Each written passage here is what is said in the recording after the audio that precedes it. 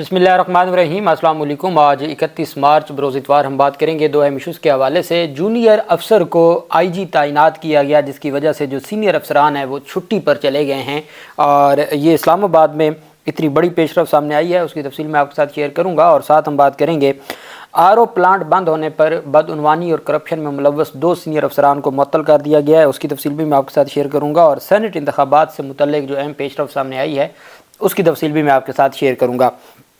सबसे पहले तो मैं आपको बताता चलूं कि Lahore high court bar association ने कल सोमवार के दिन सुबह 11 बजे इस्लामाबाद हाई कोर्ट के जजेस के चीफ जस्टिस ऑफ पाकिस्तान को लिखे गए ख़त और हुकूमत की तरफ से बनाए गए इंक्वायरी कमीशन के तनाजुर में वकला कन्वेंशन का इनकाद किया गया है। Rule of law panel Lahore high court bar association की जानिब से 1 अप्रैल को 2024 बरोज़ सोमवार बवक्त 11 बजे दिन doctor Javed Iqbal auditorium Lahore high court Lahore, और इसमें साबिक सदर आरिफ अलवी को भी इनवाइट किया गया है और इसमें जो साबिक जजेस हैं हाई कोर्ट के उनको भी इनवाइट किया गया है और शायद जमील ख़ान साहब का भी जो अभी हाल ही में रिटायर हुए थे उनको भी इनवाइट किया गया है। नाथरा जावेद साहबा को इनवाइट किया गया है, शेर अफजल मरवत इसमें इनवाइट हैं और बाकी भी इसमें पाकिस्तान तहरीक इंसाफ की क़यादत भी है और सीनियर वकला को भी इनवाइट किया गया है, हामिद खान साहब और बाकी वकला को। तो ये कल एक बड़ा इवेंट होने जा रहा है Lahore high court bar association में और उसमें जो जजेस के खतूत हैं, जो चूँकि खतूत इस वजह से मैं कह रहा हूँ कि ये कोई पहला ख़त नहीं था, ये तो पब्लिक पहला हो गया या लीक पहला ख़त हो गया या मंजर आम पर पहला ख़त आया। ये तो पिछले 10 मई से लेके आज तक ये सिलसिला जारी था।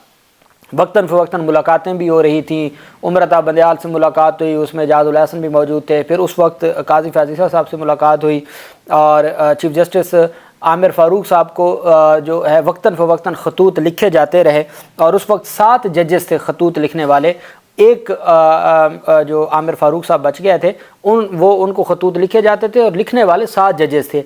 अब ये जो ख़त है ये 6 जजेस का है जो सुप्रीम जुडिशल काउंसिल को भेजा गया, जिसके ऊपर जुडिशल कमीशन ऑफ पाकिस्तान के मेंबर अख्तर हुसैन ने, जो पाकिस्तान बार काउंसिल की जानिब से नामजद मेंबर हैं Akhtar Hussain judicial commission of Pakistan के, जो जिसको head chief justice of Pakistan करते हैं, उन्होंने बड़ी वाज़ेह बात की है। उन्होंने कहा है कि जब मामला सुप्रीम जुडिशल काउंसिल को भेजा गया तो सुप्रीम जुडिशल काउंसिल को 2 वजूहात की बुनियाद पर मामला भेजा गया। एक ये कि आपने राय देनी है या गाइडलाइन देनी है अपने जजेस को कि अगर कोई ऐसा मामला बन जाए तो ये आर्टिकल 209 है, सब आर्टिकल 8 है, उसके तहत आपने उनको गाइडलाइंस देनी है सुप्रीम जुडिशल काउंसिल ने कि अगर कोई ऐसा मामला बन जाए तो आप, अगर कोई मुदाखलत हो तो आपने क्या करना है।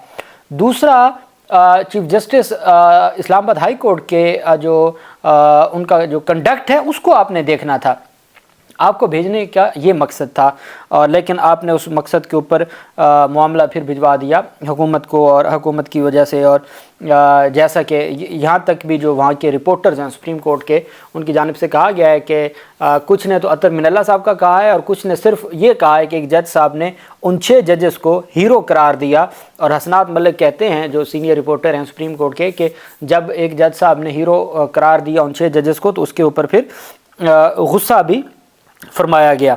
तो बहरहाल ये कल एक बड़ा इवेंट होने जा रहा है और देखते हैं ये सारा मामला किस तरफ जाता है। महकमा खुराक सिंध के गंदम के रिकॉर्ड में मुबैना अरबों रुपए का फ्रॉड सामने आ गया है। जितनी लूट मार सिंध में मचाई गई है उसकी कोई मिसाल नहीं मिलती। पंजाब में भी माजी में कोई दूसरी राय नहीं है, लेकिन जो ऐसी जगहों से लूट मार की जाती है कि इंसान हैरान हो जाता है। महकमा खुराक सिंध के अहदेदारों की गफलत के बायस गंदम ख़राब होने और उसके अदाद व शुमार भी गलत रिकॉर्ड होने के बायस कौमी ख़जाने को 3 अरब 22 करोड़ रुपए का नुकसान पहुंचा है। ये सिर्फ सिंध की बात मैं आपको बता रहा हूँ, एक जगह की। अब वो जो गंदम ख़राब होती है वो कैसे ख़राब होती है कि ये ख़राब गंदम लेते हैं और जो बाकी खुर्द बुर्द करते हैं, बेच देते हैं, पैसा कमाते हैं और जो रियासत है 3 अरब 22 करोड़ रुपए का नुकसान पहुंचा। तहकीकाती रिपोर्ट में इंकशाफ हुआ है कि सिंध के महकमा खुराक के अहदेदारों ने कौमी ख़जाने को 3 अरब 22 करोड़ का नुकसान पहुंचाया है। महकमे ने 2022 के दौरान बारिशों से गोदामों में गंदम ख़राब होने का जो रिकॉर्ड पेश किया था वो غلط نکلا ہے۔ رپورٹ میں بتایا گیا کہ سندھ کے مختلف گوداموں سے پچھلے برسوں میں 3,79,062 گندم کی بوریاں چوری کی گئی تھیں۔ 3,79,062 گندم کی بوریاں چوری کی گئیں۔ بوریوں کی مالیت 3 ارب روپے سے زائد بنتی ہے، جبکہ محکمہ خوراک کے کرپٹ ملازمین کی جانب سے 2022 کی بارشوں کا غلط فائدہ اٹھایا گیا۔ تحقیقاتی رپورٹ میں بتایا گیا ہے کہ محکمہ خوراک کے اہلکار گندم کی چوری اور اسمگلنگ میں براہ راست ملوث ہیں۔ چوری ہونے والی گندم کی جگہ خراب گندم میں مٹی اور پتھر ملا کر ریکارڈ پورا کرنے کی کوشش کی گئی۔ میں نے آپ کو کل بتایا تھا جو لیا میں یہ ہوا کہ مٹی ملا کے گندم میں جو گندم بیچ دی اور اس کی جگہ پہ پھر کم گندم میں مٹی ملا کے اس طرح سے دھول جھونکنا ریاست کی آنکھوں میں۔ اور مزید بتایا گیا کہ محکمہ خوراک کے ملازمین نے قومی خزانے کو 3 ارب 22 کروڑ کا نقصان پہنچایا اور اس طرح محکمہ خوراک کے ضلعی افسران مارکیٹ میں فروخت ہونے والی چوری شدہ گندم کی بوریوں کا حساب دینے میں بھی ناکام رہے۔ تحقیقاتی رپورٹ میں کہا گیا کہ نگران وزیر اعلیٰ کے حکم پر نئے چیئرمین نے معائنہ ٹیم کے رکن علی گل سنجرانی کی سربراہی میں مکمل تحقیقاتی رپورٹ وزیر اعلیٰ کو بھجوانے کی منظوری دی تھی۔ رپورٹ کے مطابق متعلقہ حکام نے 3,79,000 گندم کی بوریاں چوری کر کے اوپن مارکیٹ میں فروخت کی اور حیدرآباد ریجن کے گوداموں سے 78,000 گندم کی بوریاں غائب ہوئیں۔ سکر ریجن کے گوداموں سے 26,000 بوریاں، لاڑکانہ ریجن کے گوداموں سے 63,000 بوریاں غائب ہوئیں۔ اعداد و شمار میں کہا گیا کہ شہید بے نظیر آباد ریجن سے 4,500 بوریاں اور کراچی ریجن کے گوداموں سے 2 لاکھ گندم کی بوریاں غائب، جبکہ محکمہ خوراک کے اہلکاروں نے چالاکی سے پرانی بوسیدہ اور پرانی گندم میں مٹی اور پتھر بھر کر حساب پورا کیا۔ رپورٹ میں کہا گیا کہ چوری شدہ گندم کی جگہ تعداد غلط طریقے سے برابر کی گئی ہے۔ تحقیق کرنے والے حکام نے اپنی رپورٹ میں کہا کہ گودام میں ذخیرہ شدہ گندم کا ذخیرہ 2 سال پرانا ہے، جبکہ بارشیں 16 ماہ قبل ہوئی تھیں، جس سے ظاہر ہوتا ہے کہ گندم چوری کر کے منڈی میں فروخت کی گئی۔ رپورٹ میں بتایا گیا کہ گندم کے تھیلے خراب گندم اور مٹی سے بھرے ہوئے تھے اور محکمہ خوراک کے حکام نے بارشوں سے گندم کی خرابی سے متعلق تحقیقاتی ٹیم کو آگاہ نہیں کیا۔ اہلکاروں نے اپنی دستاویزات میں گندم کی خرابی کا انکشاف بھی کیا ہے۔ گندم فراڈ میں ملوث محکمہ خوراک کے اہلکاروں سے گندم کی فروخت سے حاصل کیے گئے اربوں کی رقم برآمد کر لی جائے اور کرنے اور ملوث اہلکاروں کے خلاف کارروائی کی سفارش کی گئی ہے۔ تحقیقاتی رپورٹ میں کہا گیا کہ گندم اس قدر خراب ہے کہ خطرناک مواد اور بدبو کی وجہ سے انسانوں، جانوروں، پرندوں کے استعمال کے قابل بھی نہیں ہے۔ خراب گندم کو فوری تلف کیا جائے کیونکہ گندم کی بدبو سے بیماریاں پھیل سکتی ہیں۔ اتنا ظلم کیا جا رہا ہے عوام پاکستان اور ریاست پاکستان سے۔ چیئرمین شکیل احمد منگیجو نے تحقیقاتی رپورٹ وزیر اعلیٰ سندھ مراد علی شاہ کو بھجوانے کی منظوری دی ہے، جبکہ صوبائی وزیر جام خان شورو مذکورہ معاملے سے مکمل طور پر لا علم نکلے اور ان کا کہنا تھا کہ معلومات حاصل کر کے جواب دیا جائے گا۔ اب رپورٹ کس کے پاس گئی؟